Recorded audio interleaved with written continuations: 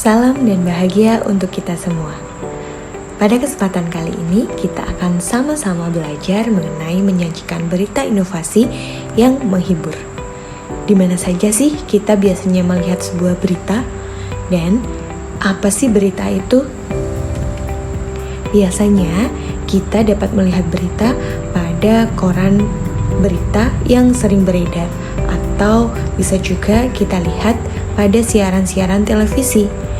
Namun, seiring berkembangnya zaman, saat ini berita sudah bisa kita akses melalui media sosial seperti Instagram, Facebook, Twitter, TikTok, dan masih banyak media sosial lainnya.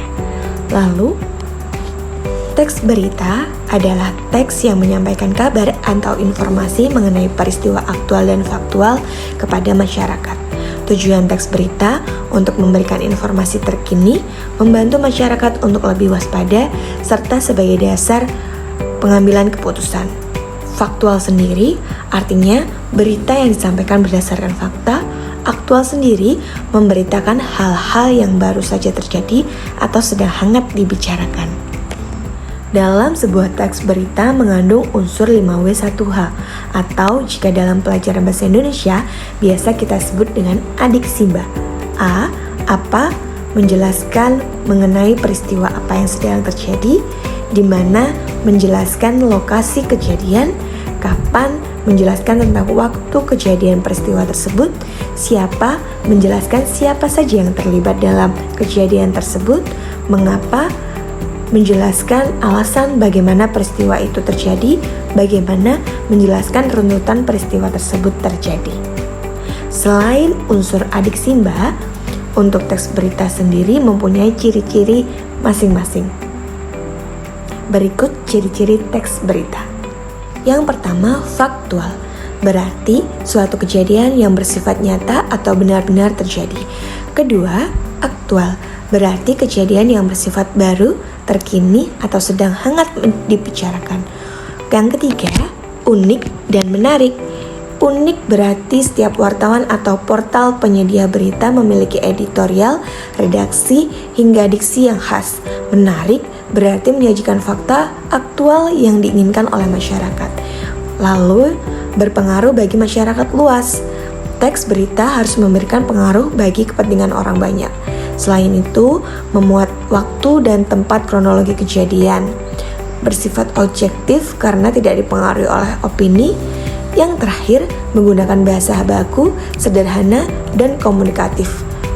Berita berisi tulisan yang menggunakan bahasa baku sesuai PUAB, sederhana namun. Selain itu, berita juga disusun berdasarkan strukturnya. Yang pertama ada judul berita, menggambarkan isi pokok berita dan menarik perhatian. Kedua, kepala berita, bagian pembuka berita yang memuat informasi utama yang paling penting. Leher berita, kelanjutan kepala berita, unsur berita dikembangkan lebih jauh dan lebih luas. Yang keempat, tubuh berita, bagian yang menjabarkan lebih rinci gagasan yang terdapat pada bagian kepala dan leher berita. Yang terakhir adalah kaki berita, bagian yang memuat kesimpulan berita dan informasi tambahan. Nah, bagaimana? Sekarang kalian sudah tahu kan apa itu teks berita? Untuk mengasah pengetahuan kalian, kalian bisa mengerjakan salah satu tes yang terdapat pada Google Form yang tertera.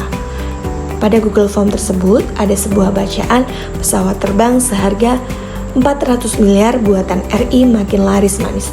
Di sana ada 3 pertanyaan yang akan mengasah kemampuan kalian mengenai teks berita dari struktur, kaidah kebahasaan, dan unsur adik Simba.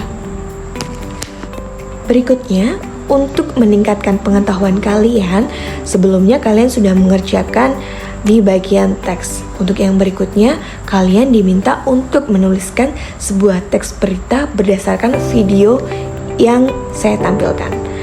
Kalian bisa menyimak video yang saya tampilkan. Setelah menyimak, silakan kalian bisa mengikuti instruksi pembuatan teks berita dan mengirimkannya dalam link Google Form yang sudah tersedia. Selamat mencoba untuk kalian semua. Terima kasih, salam dan bahagia.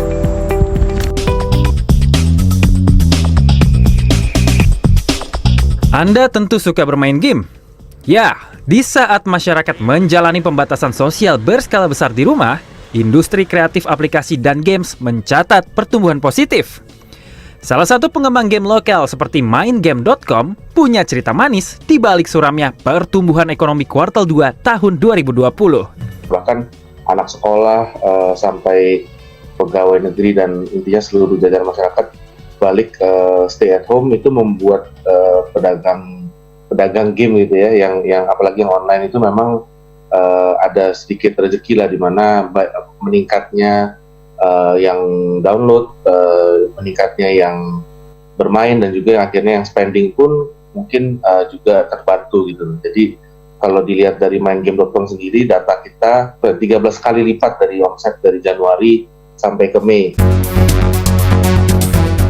Namun, tumbuhnya aplikasi dan games tidak diikuti subsektor lain.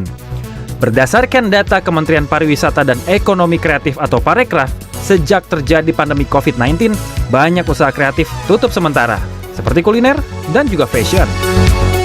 Adapun penundaan event karena pembatasan orang berkumpul juga membuat usaha kreatif di bidang seni pertunjukan pun berhenti. Reski, seorang pengusaha fashion, mengaku adaptasi secara cepat kebutuhan pasar, penggunaan marketplace, dan teknologi pembayaran digital cukup membantu usahanya untuk bertahan di tengah pandemi. Jadi pada saat itu saya harus berpikir, oke, kita produksi masker dari sisa batik dan tenun yang ada gitu. Dan pada hari pertama kita produksi sekitar 100 pieces masker itu, permintaan langsung tinggi, dan itu kita jual melalui Instagram, dari WhatsApp group, sama dari marketplace. Dan dari situ baru banyak orderan dari berbagai instansi pemerintah sama perusahaan. Berdasarkan data dari Kemenparekraf, 175 juta pengguna internet di Indonesia dapat dijadikan peluang UMKM untuk menjangkau konsumen lebih luas. Apalagi nilai e-commerce Indonesia diproyeksikan akan naik menjadi 82 miliar dolar Amerika pada tahun 2025. UMKM pada umumnya itu dari 60 juta UMKM, baru 8 juta yang terhubung dengan wadah digital. Potensi-potensi yang sangat besar yang ditawarkan dari digital ini, targetan pemerintah di tahun 2020 sampai dengan tahun 2020 ini ada penambahan sekitar 2 juta unit UMKM yang akan terhubung dengan platform digital.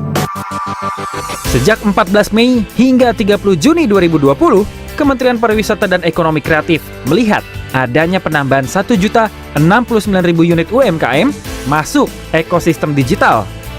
Penggunaan teknologi informasi dan digitalisasi diharapkan mampu mempercepat perputaran siklus usaha. Agung Happy, Las Tonga Pebro, Jakarta.